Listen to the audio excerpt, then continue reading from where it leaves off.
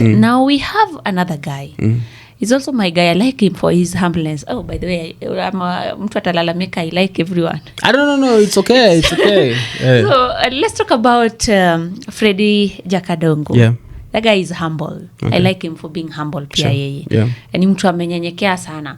So this my guy was to have a very big event next month, scheduled for 7th June.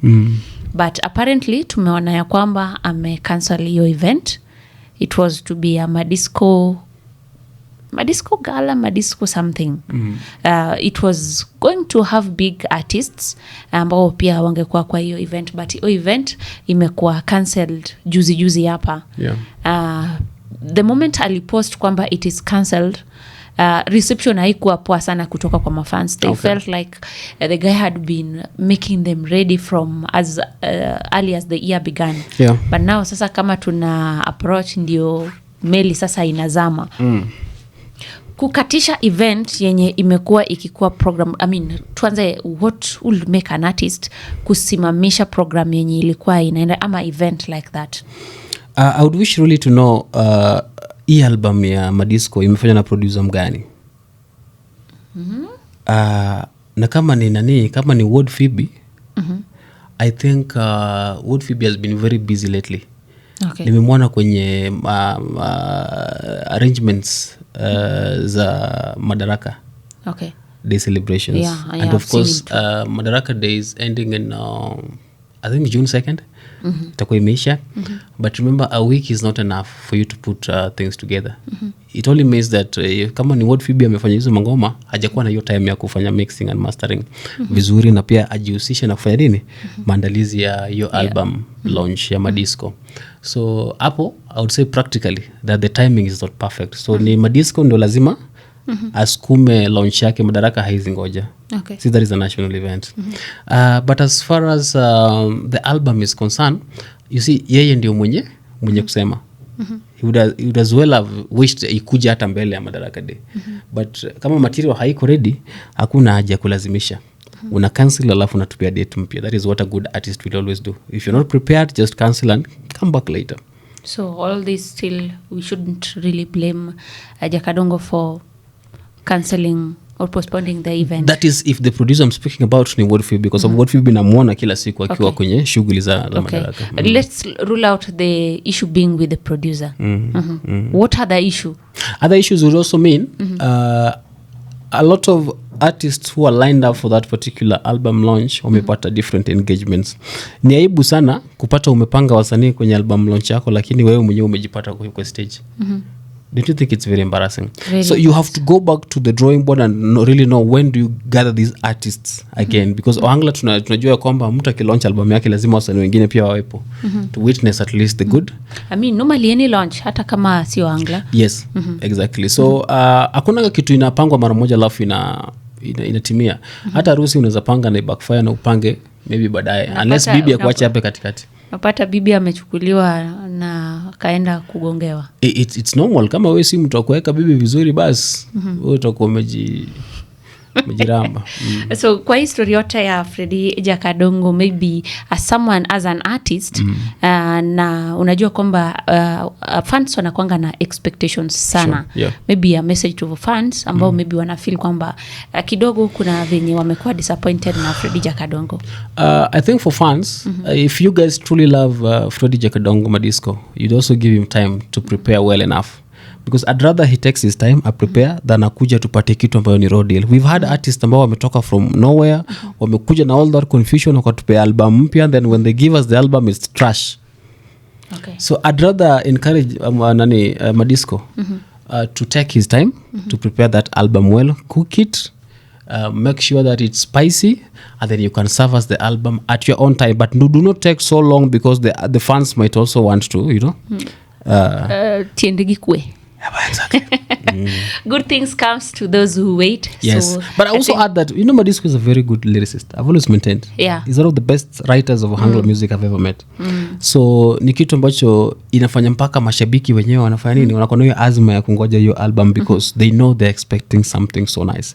But good writing and poor production, so enough. Good production and bad writing, these things need to blend. The writing and the production. Okay. Yes. Nice one.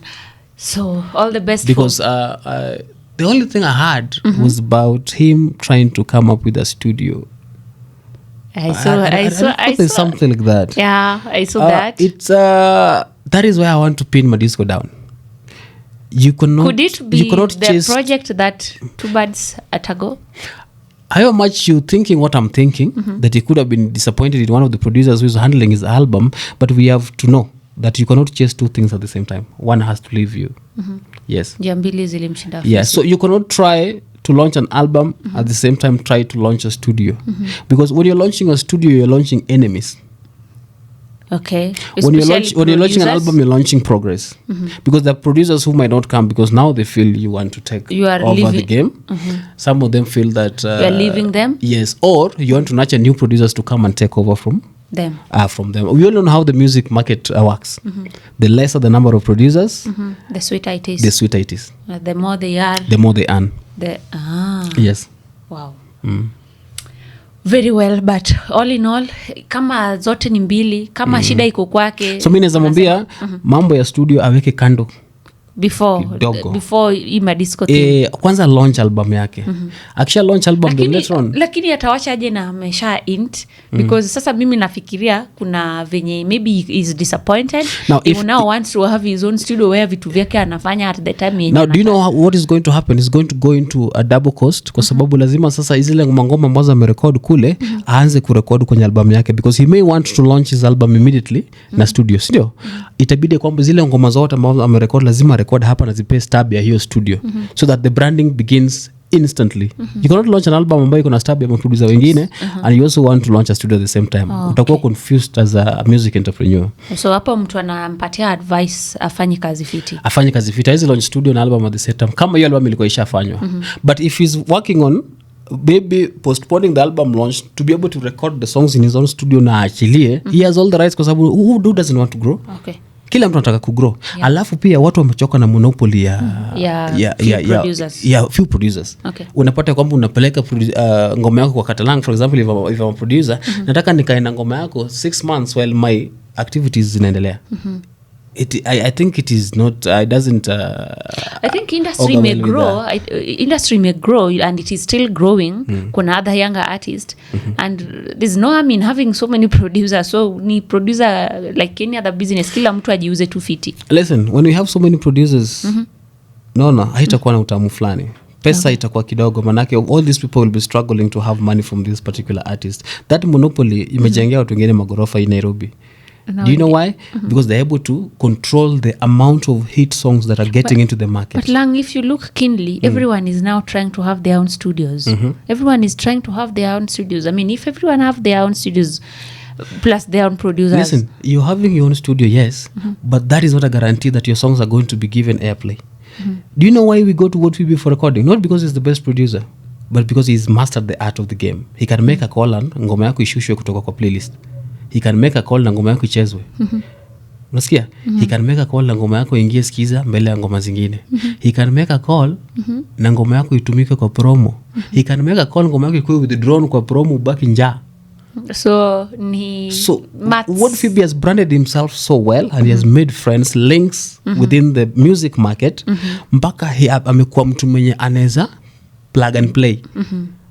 So it's not about the producer.